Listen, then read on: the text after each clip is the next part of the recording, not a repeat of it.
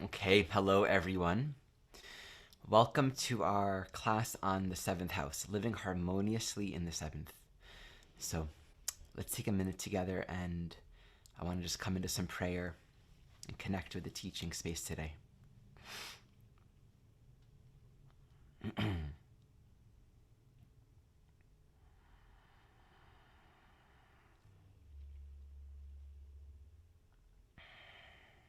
So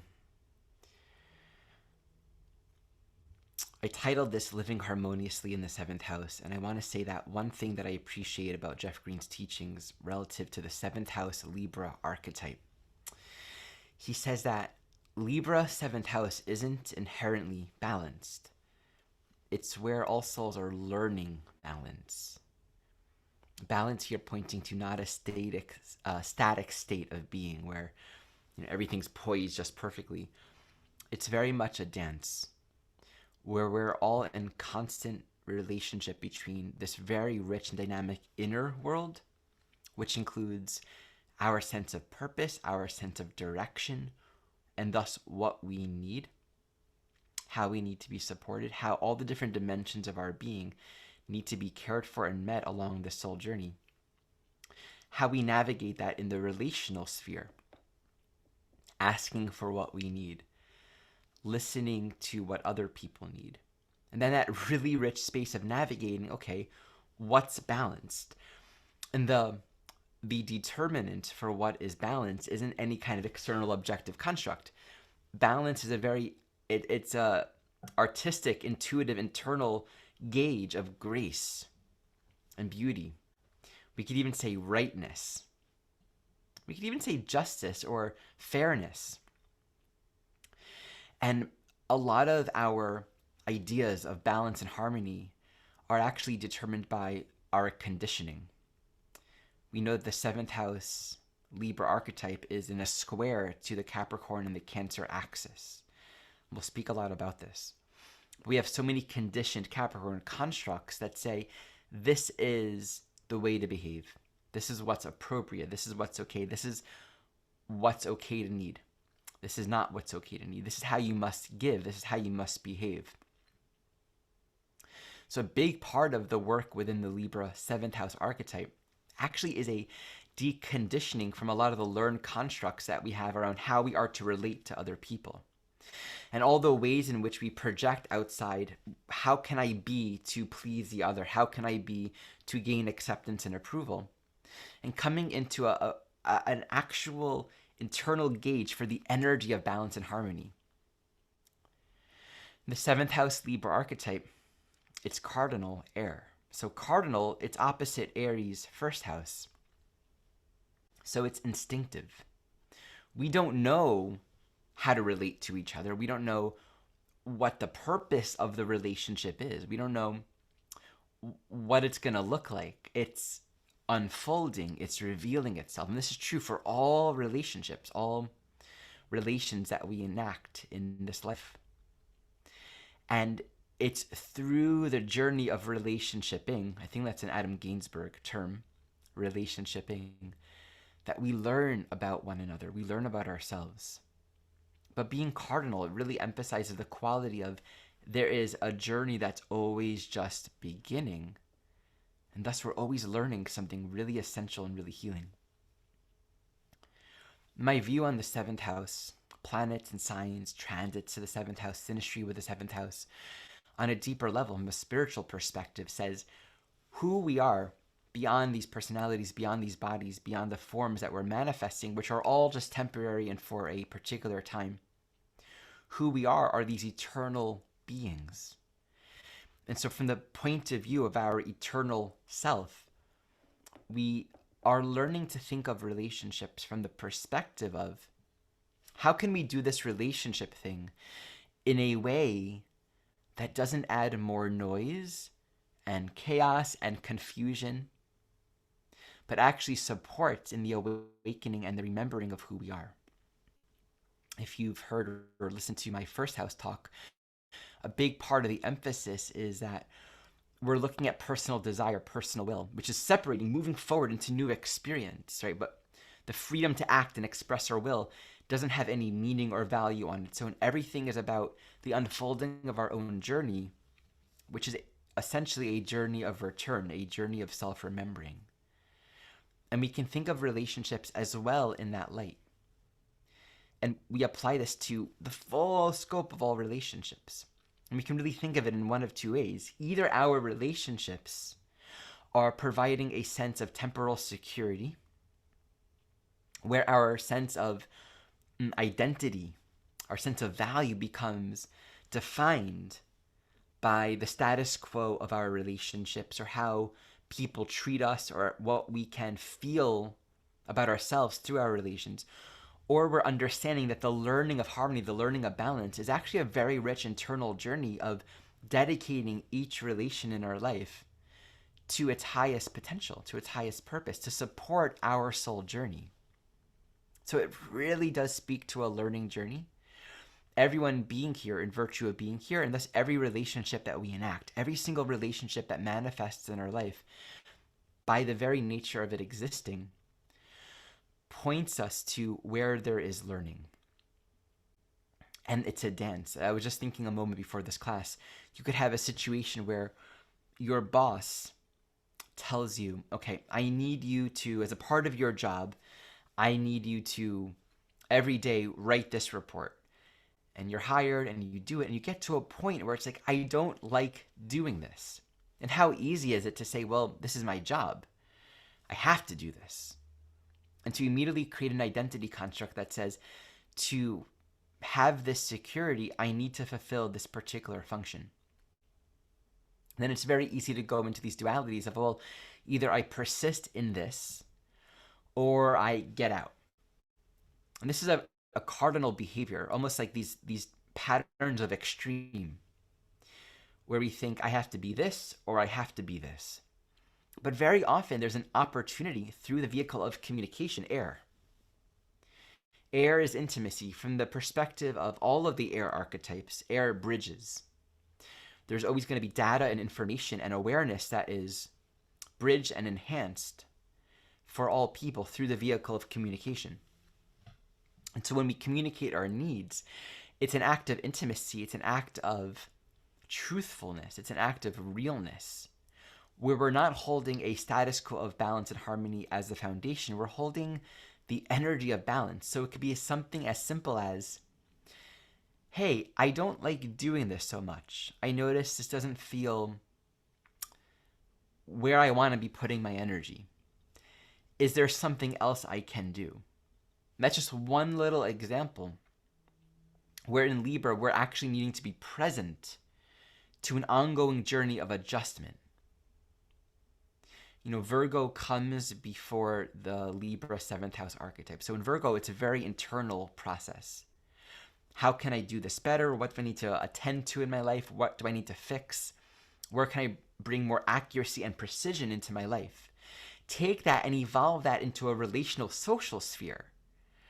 Okay, I'm doing this. I'm playing this role in relationship. I'm meeting these needs. I'm fulfilling these expectations.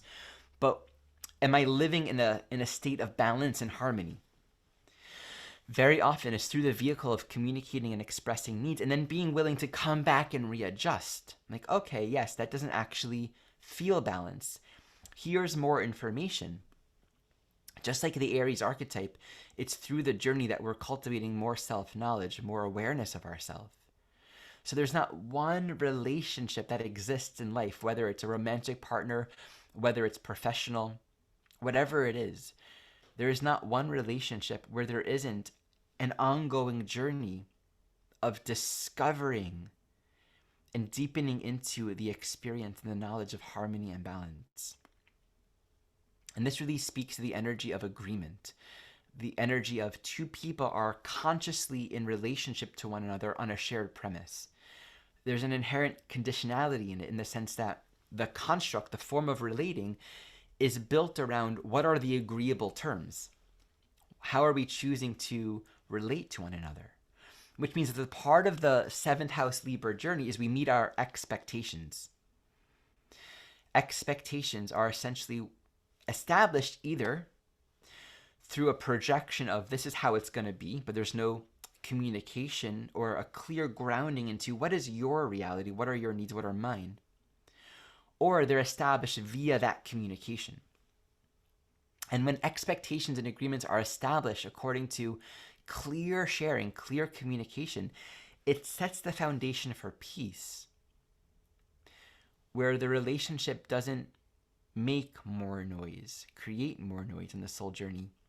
It allows for a settling, it allows for a peacefulness that supports everyone to be who they are.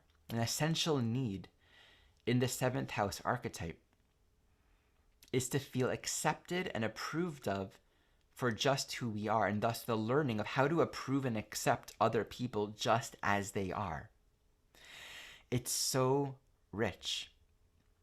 It's so meaningful. And the one thing that keeps us from this acceptance energy, this approval, is where our own security needs get wrapped up. I need you to be this. I need it to look this way. I have these expectations that I'm needing other people to fulfill and treat me and make me feel a certain way. And so much of our conditioning in the world as it is now is built around that. Something I often speak to, when you look at any archetype, it's very helpful to look at its natural aspect relationship to the zodiac. So I'm just going to share my screen to point out some of these core pieces. Actually, one second here. To highlight these teachings. When we look at the natural relationship between the fourth house Libra archetype, seventh house Libra archetype, and the fourth house Cancer, and the 10th house Capricorn, there we go. We're seeing all the ways in which we are conditioned to project and expect needs to be met outside of ourselves. And it's very natural. Take the relationship between Libra and Cancer. Cancer is nurturing. It's an essential nurturing imprint. The baby's crying. It needs to feel it's being held. It's not about, I need to feel loved and accepted for who I am. I need to feel valid. It's much more essential than that. It's the experience of I'm cared for and held. But when we look at the relationship between Cancer and Libra, how easy is it for emotions to not be acceptable, right? You are feeling this way, you're having this emotional experience, and I don't like that. I can't meet that. And so we often get that imprint, right? How many children will have that experience of having an emotion, having a certain experience, and then being told that's not acceptable. I can't love you here. And so the Libra dimension comes in, which says to be loved, I have to be a certain way. And the Libra 7th house archetype corresponds to our persona. It's who we become in relationship. It's literally how we're showing up in relationship, and it's the reflection that we're receiving from the environment to become self-aware of ourselves. And then the Capricorn dimension, as a man, as a woman, as a big kid, as an adult, in school, in the job, in relationship, what's appropriate, what's not appropriate. And this tension, the square between Capricorn, Cancer with Libra, really teaches us that at the core, a foundational truth is we are always accepted for who we are. Our needs are valid. Our feelings are valid. There's nothing unacceptable about us. And Capricorn, there are certain conditions and structures in life where those needs won't be met, or we have to act in certain ways according to circumstance. And Cancer, we have to also have a relationship to our own inner emotional reality and understand how this can easily speak to a codependence, where we move into relationship on the premise of I need you to emotionally validate my own reality for me to feel fundamentally secure within myself. The teaching here isn't like embrace the Aries polarity and just be independent and not need. It's Libra, it's communication. So much is resolved and cleared through the wisdom, the profundity of communication. In all my work with astrology for many years, I don't cease to find that the Libra 7th house archetype reflects a gem of healing through a very big and rich world of communication and listening. Because what that does is it says, okay, everything that is fundamentally acceptable. Who I am and how I feel and what my experience is, my personal reality is acceptable. I'm okay to be who I am. And then there's a conditional reality of our life. Can I be met in certain ways? Can life show up in the ways that I'm needing it to? But we learn how to show up in relationship where we can be heard. And that's a big part of the dynamic within Libra, is allowing ourselves to be heard, communicating, asking, are you available? Is this what you can give to me? And learning how to give that to others, even if others aren't what you want them to be. So much of the karmic stuff around the 7th house is built around all this, oftentimes trauma. I need other people to be different. And so we learn how to listen in the 7th house. And in that listening, we let go of how we think it should be, but we actually begin to listen to how it wants to be. Jeff Green taught a really meaningful construct when we look at the 7th house relationship to the 2nd house and the 12th house.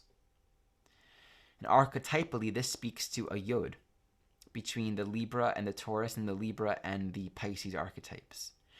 This is where essential relationship needs can get very confused. The inconjunct between Libra and Taurus, 7th house and 2nd house, speaks to the ways in which we outsource our own self-value, self-esteem, self-value. I am worthy from within myself onto other people. And thus, Libra and Taurus are both ruled by Venus. So self-esteem becomes linked to our needs being provided for and met by other people. And thus, a big 7th house Libra dynamic is when we're not in harmony and balance, we can, with our relations, we can feel so out of balance. We can feel so uncentered. And the famous indecision, which we'll talk more about when we look at some examples, the famous indecisiveness of the Libra 7th house archetype is actually rooted in a more subconscious need to make sure that my decisions are gaining the approval of others. Right? Whereas Taurus by itself is, I know my values. I know how I want to live. I know myself. I am secure in myself. I'm secure in my values. But oftentimes they become so entangled with the need for the approval. Are you wanting me to do this? Do you think this is okay? Do you want me to be this? And so it's a sort of really come into a healthy relationship in the 7th house. We need other people. We need that experience of learning through relationship that we can be who we are. But at the same time, we have to do the work in relationship in order for our relationships to actually be healing and healthy. Meaning if we show up in relationship, we're not learning how to listen, not learning how to clarify needs or expectations or catching projections, being willing to show up again and again and again to look at the reality of things and come into the dance of learning balance and harmony. If we're not doing that, then the relationships can't give us that greater gift. So it's an interesting piece where there's a gift that we receive through the social realm of our life. Being in the experience of listened to and heard and knowing, wow, I can feel what I feel. I can be who I am. I can be exactly what I am, and I'm accepted for that. That takes work. And a big part of the karmic unraveling in the 7th house is learning how to do all that relationship work. And when we associate it with the Pisces 12th house yod, or inconjunct, it speaks to the challenge of associating and projecting ultimate meaning and value. How often do we find us human beings longing for the perfect relationship, longing for the perfect part, the person that can just meet us? What's harmony feel like? Harmony, if you listen to a beautiful song or two people singing together, just the energy of harmony and balance being a very peaceful and restful state. It's a non-conflicted state of being that actually reflects a state of divine harmony. It reflects what we deeply know inside of ourselves is our natural way of being. And as divine, eternal, holy, loving beings, there's an intuitive, inherent knowing within all of us that that's our natural state with each other. But there can be a disillusionment and a naivety and a sort of bypassing that occurs when we want life to be that way, and thus we're not listening anymore. We're not doing the work to discern harmony and balance. I'm in the perfect relationship, and my partner is everything that I want them to be, and it's all working out perfectly. And meanwhile, you're married for 30 years, and that Pisces Libra 12th house 7th house dynamic is you don't actually know each other, right? It's a dream. You've made each other something that you're not. And how often do we find ourselves, even if it's like a client, I notice for myself a slight tendency when I meet with clients, and this is more so in the past, but to where listening ends is where I might project them to be pure, holy, spiritual, well-intended, right? Just not necessarily listening to the crevices of where they're struggling with their own stuff, but just to kind of see their chart, maybe jump to a more absolute reality. And I've often caught myself realizing mid-session, like, oh, wait, there are some more fundamental pieces that really need to be given attention to. And it's very easy to just meet someone. And this is actually a part of the nature of our innocent perception. It's our nature to see the best in another person. It's our nature to see a person's holiness, a person's purity. And that Pisces Libra dynamic is, at the core, it's our nature to see the wholeness and the perfection and the holiness of a person's true nature. But to maybe miss out on the relative, right now, right here, context of their life. What's really happening? What's really going on right now? So there's a lot of learning and humility, and often this occurs through disillusionment or giving and giving and giving and realizing other people aren't going to treat you the way that you expected them to be. Or they said they would, but they don't. Because no one's perfect. And so coming back to this journey of communication and listening and coming back to this real dance of harmony and balance. Ammachi Amritanandamaima has spoken about life being like a dance. And you can just, and this is a paraphrasing, as I usually paraphrase, we can live life as if the music is playing and we're just constantly with the music. And the dance is not just one static position, it's movement. And as the song changes, as the rhythm changes, as the beat changes, we're going to feel different ways. We're going to move with it. We know what it's like to dance to music where we're not really dancing with the music. And we don't feel it. And it's exhausting. We know what it's like to be in flow and harmony with it. There's also this teaching in this yod between Taurus, Pisces, and Libra of being grounded in a fundamental self-reliance and honoring the gift that relationship offers in meeting us and serving us in our essential soul needs. And in that sense, wanting to purify our own minds so that we can love others according to who they are, and being ourselves, learn how to give to others according to what they truly need. A big dynamic that occurs within relationship is we like to give. We love helping other people, but so often we're giving to other people according to who we want them to be, but not according to who they actually are.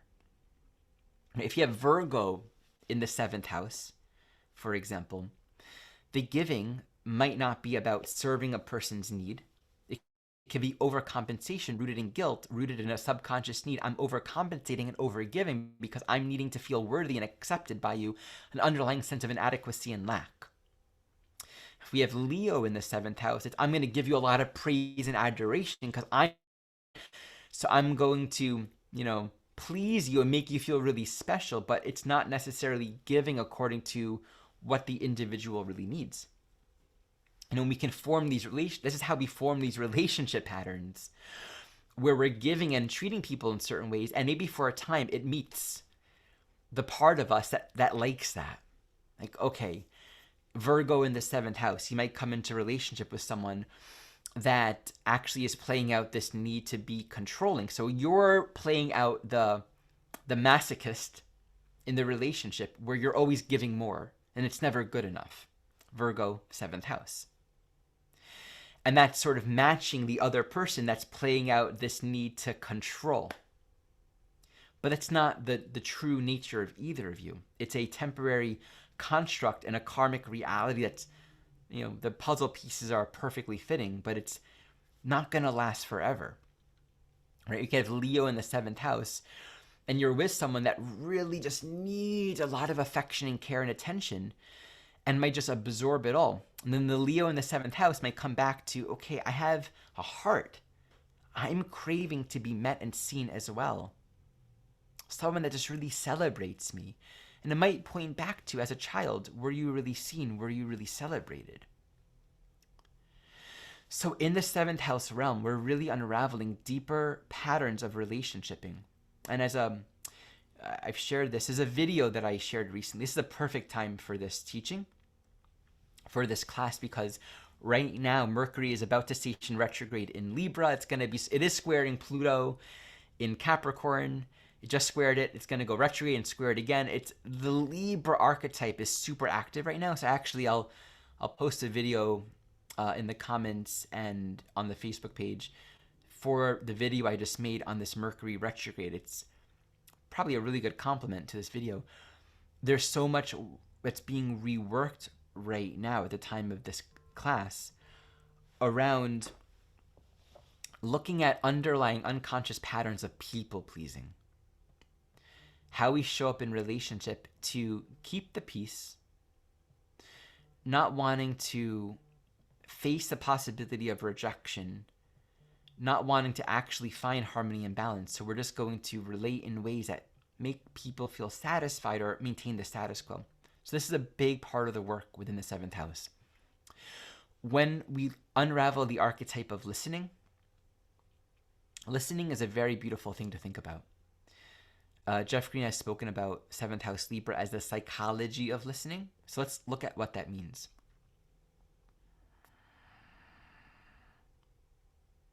To listen means getting quiet.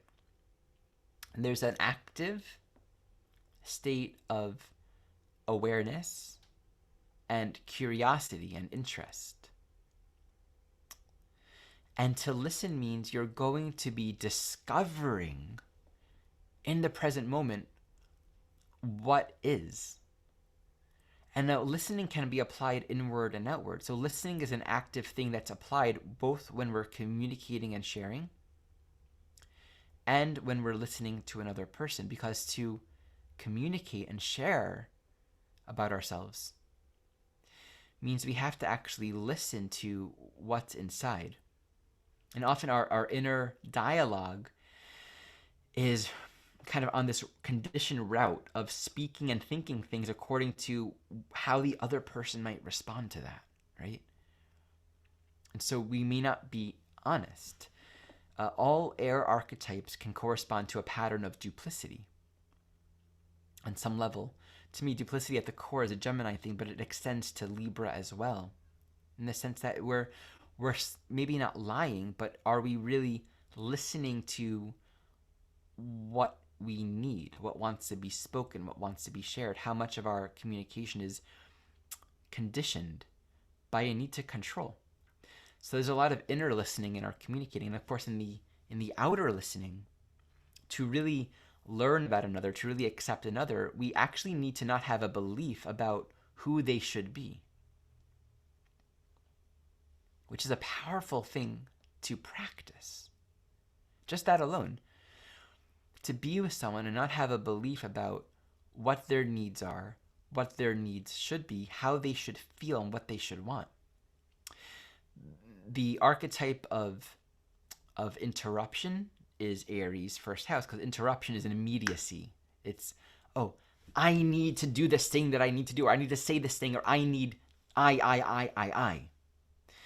And that often reflects this happens in the context of conversation or communication, but it really reflects the ways in which we become very polarized, where relationship becomes associated with, I have to be something that I'm not. I have to be in a way that will make me loved and accepted, but it's actually not really who I am. So there's a buildup of feeling that to be in relationship means we have to fight, we have to strive. And so there are many chart examples where we actually find ourselves, and it's a first house, seventh house are about extremes. Going to this Aries extreme. And oftentimes it's even this need to take a lot of space from relationship itself. That's a part of the learning of balance within the Libra archetype. We can get so immersed in just being constantly around other people, always talking to other people, always seeking other people's opinions, where there can be a repressed sense of anger linked to, I'm not walking my path, or I'm so confused because I don't know what I want. So again, a big part of the medicine of the seventh house is actually manifesting relationships in our lives where we can be listened to and we can share and learn how to come into balance and harmony and feel accepted for who we are. But we have to learn how to cultivate that from the ground of where we are and the people that we are with right now. And there's no rule for it. It's really learning how to listen to what's inside and starting with that. So these are some preliminary thoughts when we connect to the seventh house Libra archetype.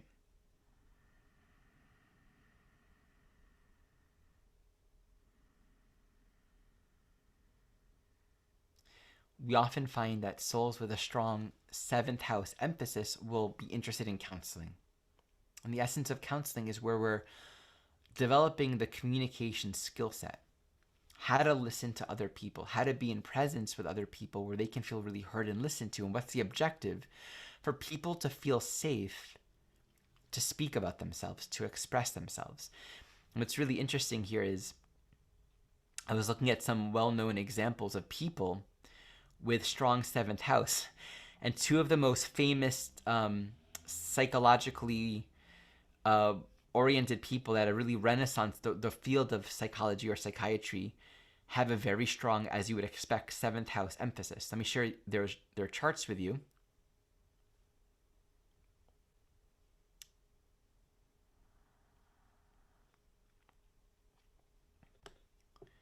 All right, so the first is Freud. The sun is conjunct Uranus in the seventh house. And this is meaningful because a big part of what he did is he, in many ways, brought forth a sort of psychological typology, being able to identify different facets of the psyche. So Uranus fundamentally speaks to objectifying our behavioral tendencies in relationship, how we operate. And many of his ideas were very revolutionary. Many of his ideas maybe opened up something which was then further clarified or developed later on. But this idea of being able to listen and objectify what are the archetypal dynamics that are at play here in our relationship pattern. So being able to listen to another person and objectively discern essential individuality through that. What's interesting too is his south node is in Libra in the 12th house. It's actually forming a inconjunct both to Mercury and Uranus, and both Mercury and Uranus correspond to classification on some level. Mercury classification, data, information, and Uranus objective seeing, right? Scientific perspective or knowledge. And so he brought these ideas into the masses, right? Ways of understanding relationship patterns to the collective. You really opened up a lot, and that's a very common Libra 12th house where it's universalizing relationship. And of course that Venus is ruled on the north. Venus, the ruler of the south node, is right there on the north node. So, initiating, doing work to put it out there in the world. And then Libra, Mars, kind of standing as an observer, watching things objectively. Carl Jung was not that different. Look at this. Sun, also Uranus, loose conjunction, but they're there in Leo in the 7th house. And he gave birth to a renaissance of archetypal knowledge of human psychology, human motivation. He also had the South Node in Libra in the 8th house, and he was a lot more oriented towards the subconscious, 8th house. And all of his work was very much oriented towards tuning to that. Both of them have Venus in the 6th house, which you can definitely say in the end, Venus in the 6th house is you're crafting something in the realm of counseling, listening, relationship. So much of the work that Jung did, as I understand it, just brought forth so many new techniques and skills and knowledge around how we behave, how we are in relationship, being able to do counseling work in a way to support people to go deeper, to understand their essential archetypal dynamics. And just, I haven't studied Freud and Jung very much. I'm speaking in very general terms, but it's very clear from both of their charts what they were working with here. That's a very fascinating thing to tune into. Something that I think is really meaningful to reflect upon in Leo, we are cultivating a profound amount of awareness and focus on our essential specialness, right? It's not about relationship. Leo is, how am I to actualize? And in Virgo, we're purifying that. We're humbling ourselves so that our gifts, our talents, our confidence isn't just about ourselves. It can serve a purpose. And I think this is something I first heard from Jeff Green. If not, it's based on something I heard from Jeff Green. You move into Libra, we're now taking that immense self-awareness, that self-refinement, and we're learning how to not just be good at doing things, not just to be accurate, but to really learn how to apply that in a very specific context. What do you need? How can I serve you? How can I support you along this soul journey? I have a friend who I was talking to yesterday, and he was speaking about his relationship with his wife. And he was saying, my whole life, I might never get perfect at making her the perfect bowl of oatmeal. What he was saying was he loves being able to show up in relationship and get better and better and better at knowing exactly how she likes her oatmeal. And I just love that. It's so sweet. It's so healing. It's so beautiful to live in a way where that's the bottom line, where we want to give not from people pleasing, not from a place of sacrifice, not with unconscious motive, but from our wholeness, from our agency, because we love feeding and nourishing the truth of unity and connection. How can I make your life better by serving and giving what you're needing, giving what really supports you and makes your life more pleasant, makes it more joyful? And coming into relationship in that way is just so beautiful and healing. So I just really appreciate that way of thinking and that way of moving. Let me just tune in to see what else I want to speak to here.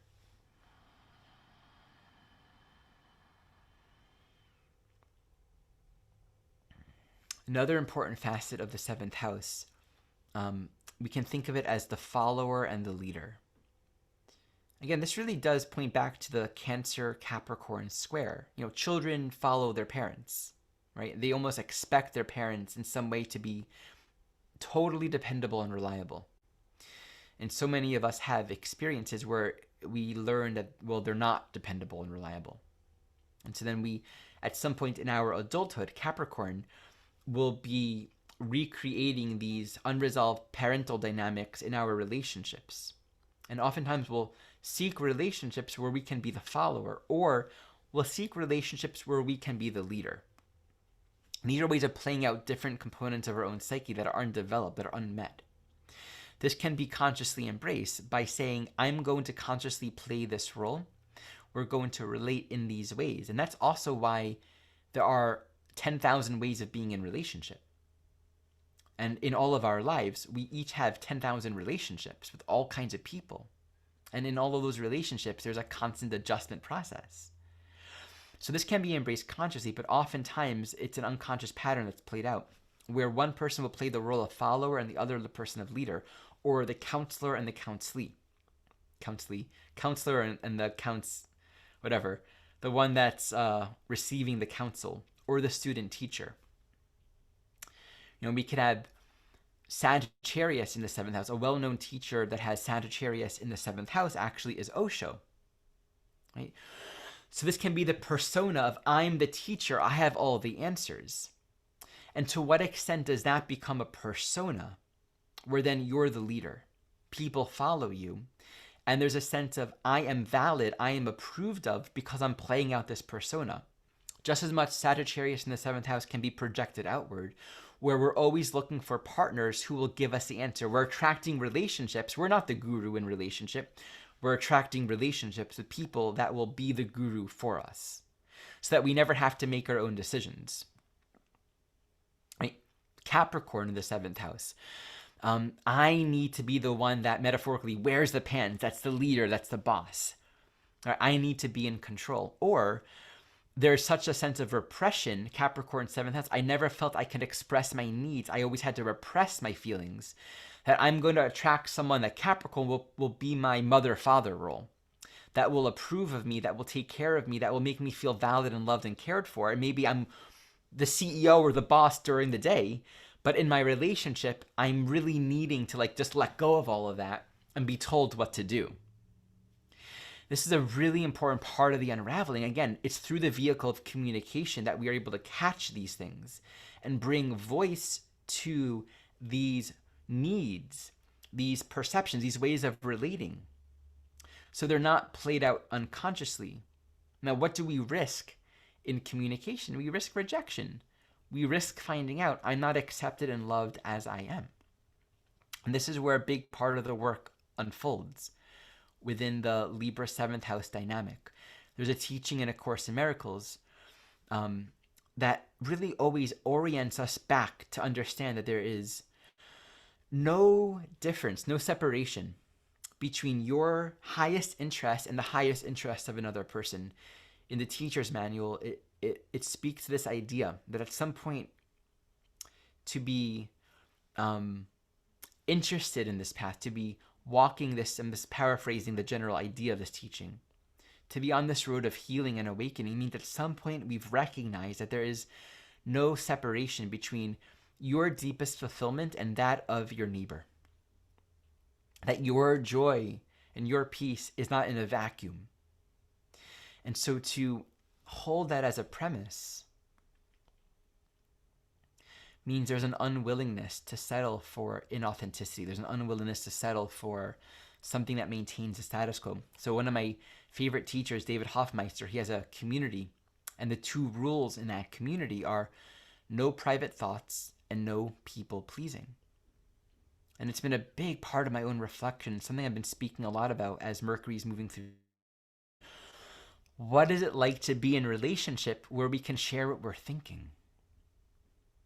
If the truth is that we're loved and accepted just as we are, that means in the Libra 7th house realm, there's an essential need to be able to experience the safety and the permission for everything to be revealed. And that's scary. Oh, if I share what I'm thinking, I'm going to be rejected. I'm not going to be loved. I'm going to be told that I'm unworthy. So there's something really profound to meditate upon in exploring the ways in which we hold a conditionality in our relationships or expect others to. I mean, I was talking to someone that said, speaking about their own marriage, you don't share everything. You don't share everything with your spouse. You don't share everything with your partner. You keep certain things to yourself. And I thought about that for myself, and I was like, well, if true acceptance is the goal, if we're really wanting to uncover our true nature, I'm sort of curious to look at why ultimately would we settle for keeping certain things private, to protect others, to protect ourselves. And in the building of trust and safety, to know that we actually are worthy, that we are acceptable just as we are. Part of the learning of balance, that dance, is actually kind of becoming like a child. Like, children don't hold private thoughts. They learn to hold private thoughts. And they learn to keep things inside. But everything can be shared, especially if it's held in the space of even negative thoughts. It's not about it being true. It's about it happening. it's being revealed so it can be seen. But if we want to demonstrate that none of our fears are real, if we want to actually find out that our fears are projections, all the ways in which we keep ourselves separate and fearful in our minds, if we want to find out that they're not powerful, that they're not real, there is some sort of path in learning how to share them. And that's where often the counselor can give that gift of saying, you can share anything with me. There's acceptability. And we come back to that square between the 7th house and the 10th house, and it's like, well, I can't. I was listening to this one teacher, and I'm forgetting her name, so I'll post it in the comments. She did a lot of work. She's a therapist, and it'd be cool to check out her chart too. Did a lot of work in researching and revolutionizing knowledge around, I think it was, not sure if it was bipolar disorder, something of that nature. But she was speaking about the importance of communication, the importance of being able to speak about the things that we hold shame about. But there's a threshold where society, Capricorn, says, you can't do that. If you've done something that by society standards says you're wrong, you can get put in jail for that. Relative to the 7th house, we can then enter into a relationship where we hold, I can't be accepted and loved just as I am. So we're going to maintain a certain conditionality.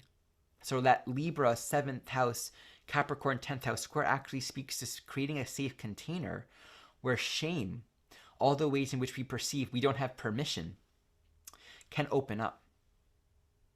And that Aries polarity, we can just be ourselves and not constantly worried about other people's response. And then that Cancer polarity, there's safety.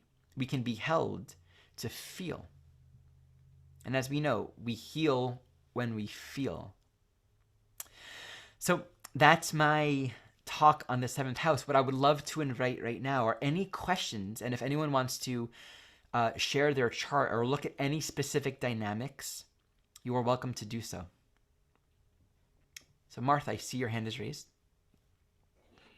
I have a question. I've been feeling into Libra a lot coming through the Virgo time period, and curious your thoughts on this. When I go into prayer, what I'm getting drawn into over and over and over again is the relationship between Virgo as like the inner temple of us, right? And a certain level of needing to come into the temple and go fully into alignment with the divine. So like come fully into that Virgo Pisces relationship before stepping out of the temple or sharing the temple in the Libra dynamic. Sense? What do you mean by before?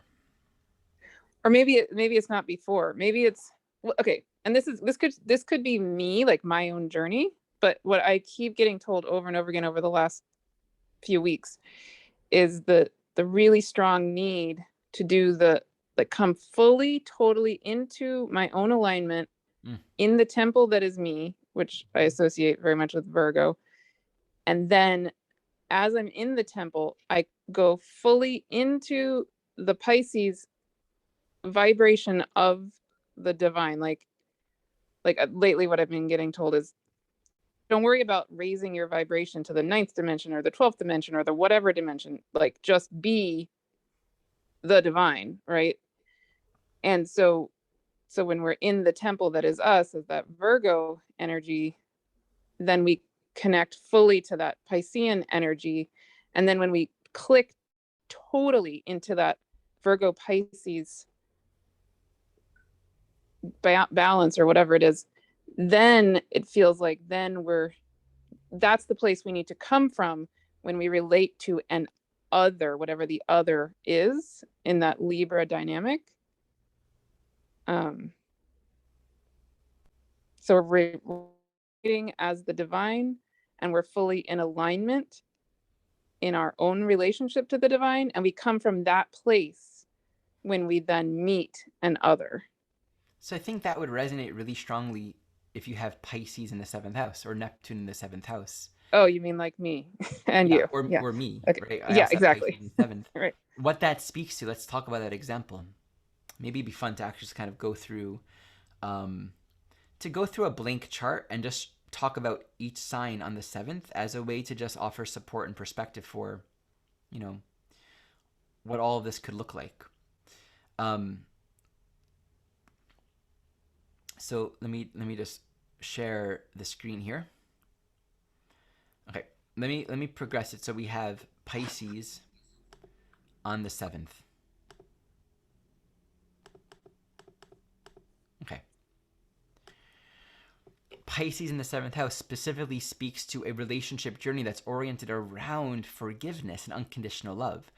And that means it's the actual essential journey of seeing everyone, no matter who they are, clerk at the store, a family member, parent, lover, boss, anyone, as the same. Because Pisces is where we recognize the sameness. And we don't designate meaning to the relationship according to our own thinking. We designate meaning to the relationship according to the truth, which is not created according to our own decision of it. It's just what is. And through forgiveness, which is forgiving all conditionality, that says acceptance and love and peace depends upon condition. So Pisces in the seventh is actually a state of ultimate harmony, a state of ultimate listening, unconditional love and acceptance, which fundamentally means all of our illusions of who others have to be and who we have to be are dissolved in the face of a fundamental love, which fundamentally says every relationship is holy. Every relationship serves God's will. And the moment we bring in our own agenda, we try to manifest our own dream or illusion of what we think it should look like in the most ideal form, we create suffering for ourselves. So from that perspective, what I'm hearing you saying, anchoring in our connection with the divine in general, I would consider the idea of the temple being a Pisces thing, just from the perspective of the temple is this present moment. And Virgo is how we tend to it, the space and the practices that we create to attune and attend and cultivate ourselves to sanctify every facet of our life. So this, to me, this would say really orienting to the non-local, the transcendent truth, regardless of who, what, where, when, why. And holding that and allowing every relationship to be a revelation of that and a path of healing and realizing of that. Let me share, let me move through the chart a little bit and share a couple constructs just for more signs as well. Aries in the seventh is speaking to merging these opposite archetypes. So there's a need for a lot of freedom. So when we're moving into a relationship in the seventh house here, there's a need to express desire. There's a need to move a lot of energy. So the randomness of experience is emphasized here, initiating a lot of relationships with a lot of people. Or within the realm of relationship, the reality of extremes will often be very emphasized. Having Mars or Aries in the seventh house will say, a lot of your own evolutionary journey is enacted and further through the journey of learning how to listen and share and give.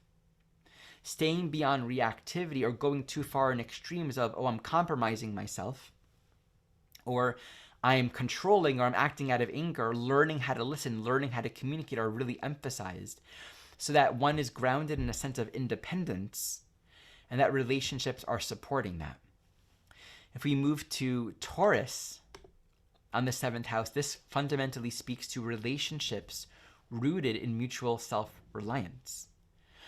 One of the challenges with Taurus in the seventh house is the commodification of other people. Ooh, you make me feel so much pleasure, or I feel so good around you, I want to just keep you for myself. Or I'm Taurus. Taurus has this issue with not making changes. I'm stable, feels good, everything's settled, good food, good sex, I'm supported, things are peaceful, but I'm not thriving. So thus there's no listening. So really being able to anchor in what brings life and value and sharing that and actually allowing each relationship to be graceful and harmonious and relaxed, not trying to effort or stress to make it something. And that often means letting go of the status quo, letting go of the comfort, and really choosing to be to thrive. And it's accepting the Taurus reality of other people aren't making me whole. That's not their purpose. We get to harmonize together. We get to learn how to give and share with each other, but we're not adding to what we already are. And if you have a question or you want to share your chart, please just raise your hand or just unmute yourself and jump in. I'll give one more example. Let's look at Gemini in the 7th house. This obviously emphasizes the air archetype. So here we're looking at a genuine curiosity, wanting to interact with a diversity of people, and we're learning about ourselves by asking questions. How do you live? What's your reality? Wanting to learn about the unique reality of other people. Mercury or Gemini in the 7th house has a strong orientation to gathering data through listening. The challenge here would be not actually listening, because everything that you hear is then a trigger for another thought. And so there can be a lesson here in learning how to listen, and not just having reactive conversation where relationship is just used as a soundboard for one's own thoughts. Or on the other hand, getting beyond the pattern of getting bombarded with too many perspectives and opinions where we're living in a sort of duplicity. Who do you want me to be? We can put on the masks. There's a sort of transcendence that can be enacted with Gemini in the 7th house, in understanding that there are many different ways of being in relationship to one another and so many different perspectives, and being open-minded to it.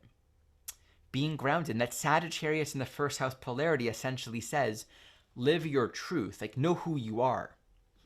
Otherwise, you're going to constantly be shifting and molding. There can be a lot of knowledge and understanding, and Gemini in the 7th can be a great interviewer, right? Can collect data from a lot of people, can really listen and hold a lot of perspective simultaneously in the mind, really be curious in its highest expression, can hear and piece all the data together to really appreciate the story and the reality of another person. And it's like I'm reading a book, and this is so fascinating. And it's like, oh yeah, I'm hearing you speak, and there could be a lot of information or resources or perspectives that can be shared and received through open and genuine curiosity and listening. Winter, I see your hand is raised. Hi, Ari. Hi. So this is just kind of, I find this very, very, very apropos for myself. My husband and I, you just after speaking of yourself and Martha, having the Pisces 7th house. I myself have Aries 7th house, and my husband has Gemini's 7th house, and we've been together for 30 years. So wow. It's so much of what you're speaking of, and I mean, spot on, just spot on. I mean, so much of that about the listening piece on his part, as well as the kind of allowing myself to have my own voice on my part. And the movie projection that we then, develop of one another, where, we just don't really, the tendency to not see clearly, in that the challenge of that 7th house, being able to listen and being able to speak, I guess, one's own voice. So I just kind of wanted to share that like, yeah, this is just perfect. Cool. Thank you for sharing that. Mm-hmm. Sure. I'm just remembering there's one really interesting chart that I wanted to share with everyone. It's a little bit of a sinister chart. Charles Manson. Scorpio, right, in the 7th house. In its light side, Scorpio in the 7th house can be a deep listener, right? Deeply authentic listening. And the capacity to really hear what's being spoken, to hear essential needs, to get to the core, deep intimacy. In its shadow, it's manipulation. It's doing all that Libra stuff. I'm going to make you feel that your needs are being met. I'm going to be a point of attraction and allure to you. I'm going to lure you in, being a symbol of power in relationship. And of course, he had female followers that did all this horrible work for him to fulfill his own, jealous and sort of envious, dark, manipulative agendas. I won't talk about the things that he did, but if you know about his story, there's a lot of darkness there. Jupiter and Scorpio in the 7th house, lying and manipulating other people through the 7th house realm of being pleasing to others. Literally, he play the role of this guru type lover figure for a group of women and was able to manipulate them to do what he wanted them to do. That's a really great example of the dark side of the seventh house archetype. And just one other dimension that we can speak to when it comes to the seventh house.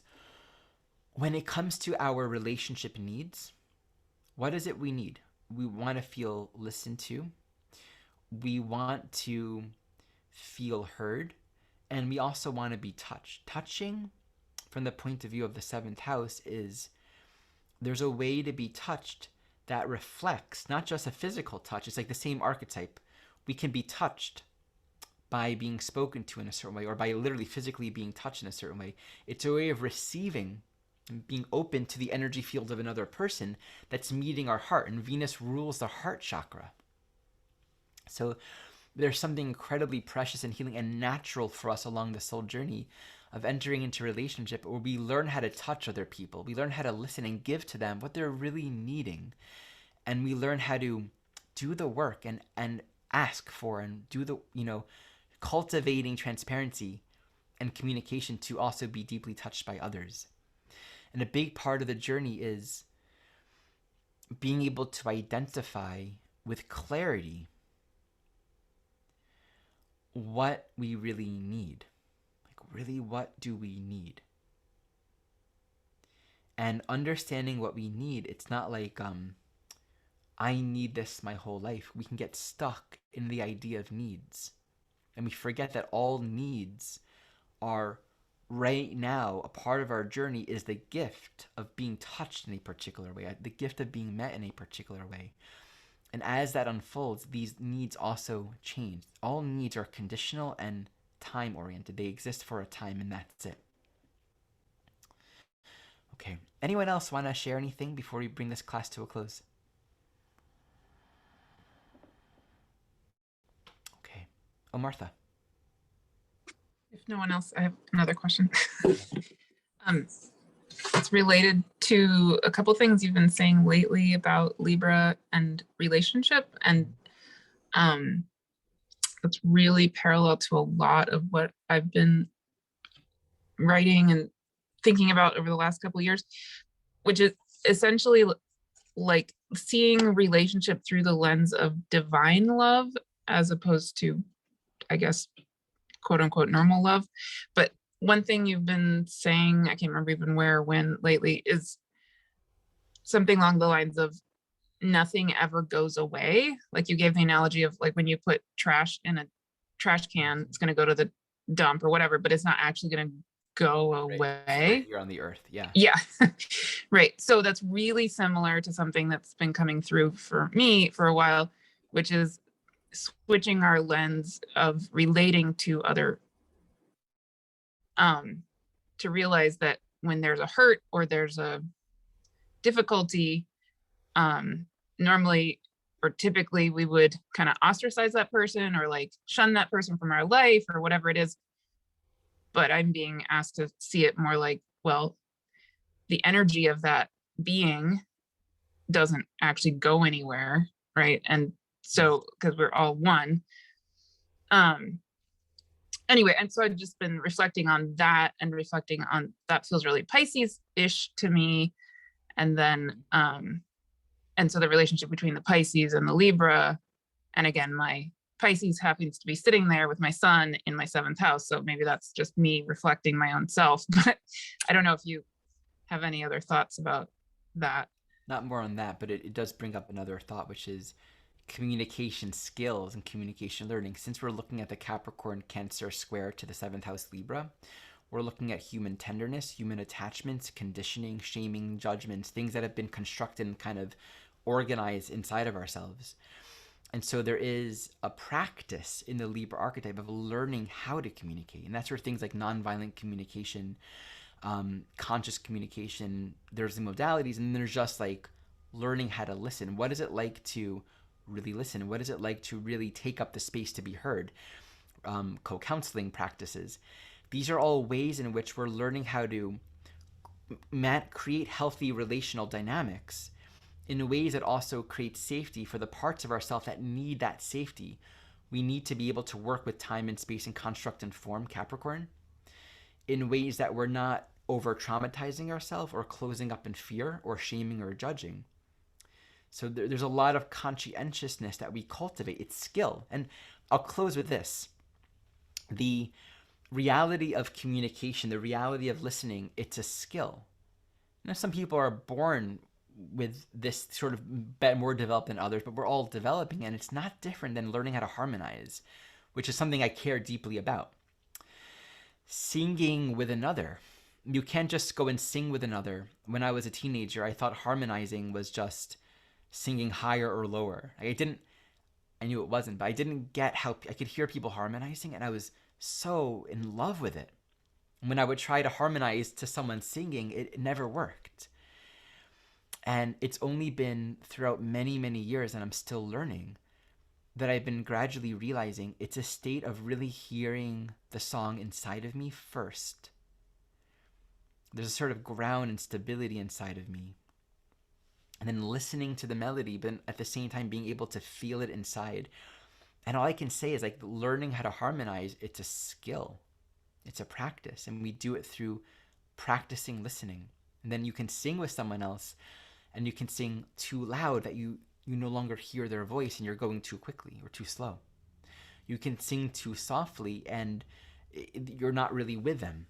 There are all these ways of sharing in harmony that actually are a beautiful metaphor and reflection for what we're all learning in the realm of communication. That's just a beautiful place to close, that harmony is something we can deepen and we can learn through our desire to learn how to listen better, through our desire to live in greater harmony and balance. Okay, my friends, thank you so much for joining me in this class today. Much love to you all. Thank you, Ari.